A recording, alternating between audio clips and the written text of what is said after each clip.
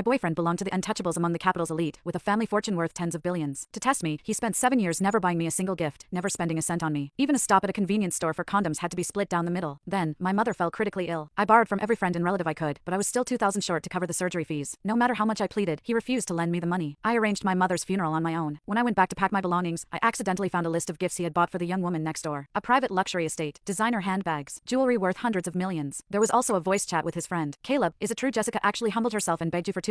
Caleb Brooks let out a low, amused laugh, his tone lazy and indifferent. Nevaeh wasn't wrong. Anyone who goes around begging over 2,000, what else is she if not a gold digger? We've only been together 7 years and she's already trying to get money out of me, so that was the truth. 7 years of so-called testing, it seemed, had been sparked by nothing more than a few manipulative words from a young woman next door. However, it no longer mattered. The moment my mother passed away, I had already decided to leave him. I had just tucked the gift list away when the front door burst open. Caleb Brooks stumbled in, a little tipsy, and plopped down next to me. You were gone for a few days. I bet you thought you wouldn't come back. However, you missed me too much, didn't you? You just had to come back. He almost said out loud that I returned just to con him out of his money. Maybe he's always seen me as just a girl after his cash. Without even glancing at him, I scooted away, avoiding the arm he tried to drape over me. He looked at his hand, then at me, confused. He figured I was just upset about the $2,000. I'm a little thirsty from all the drinking. Go fetch me some lemon soda, he said. He was always like that, bossy and dismissive. However, when he first pursued me 7 years ago, he pretended to be poor. He had me completely fooled. Jess, I've got nothing, and I can't promise you a future. However, we can work hard and make a good life together. I believed his honest face back then and agreed. I needed money, but I could get by on my own hard work. I was touched by his promise to work hard together. However, the longer we were together, the more I realized that he was not like everyone else. He would turn his nose up at anything cheap. He would make me do things that he could easily do himself. It all clicked when I saw him step out of a fancy car and into a swanky club, treated like a star. That's when I knew our relationship was built on lies. He was always afraid that I was just after his money. Caleb spoke up again, snapping me back to the present. If you need money in the future, just ask me. Don't use your mom's sickness as an excuse. You're not scared of getting what's coming to you, huh? His words seemed so silly to me now. I looked up at him with an icy stare. Would you actually give me the money if I asked? He paused, looking unsure for a moment. However, then, as if proving a point, he gave me a mocking glance. Nevaeh was right. You're only with me for my cash, he said that and sent me a transfer of $1.88 on his phone. The note with the transfer contained 2 words, gold digger. I had been with him for 7 whole years and had not spent a dime of his money. I even gave him gifts on holidays and anniversaries. He took them like he was entitled to them, but he never got me anything in return. He would mockingly ask if I thought it was a man's duty to buy gifts for his girlfriend. That's how he looked at me, like a gold digger. After all, he was an heir with billions to his name. I thought about the gifts he had bought for Nevaeh Smith. I thought about my mom, who had suffered so much from her illness and died in pain because we could not afford her treatment. I could not stand to be near him a second longer. I got up to leave, but then there was noise at the door. Nevaeh came in, taking off her coat to reveal a sexy outfit underneath. However, when she saw me, she was startled and quickly put her coat back on. Jess, why are you here? I turned to Caleb. If I'm not mistaken, this is our place, isn't it? Do you give out the password to just anyone and allow them to waltz in whenever they want? Nevaeh looked like I had accused her of the worst crime in the world. She dashed over and plopped down next to Caleb, taking hold of his arm. Caleb, I'm not just some stranger to you, right? I only forgot my house key and needed a place to crash for the night. And think about it, if you didn't agree to split the rent, Jess would be stuck paying it all by herself. Really, Jess is the one who's getting a good deal here.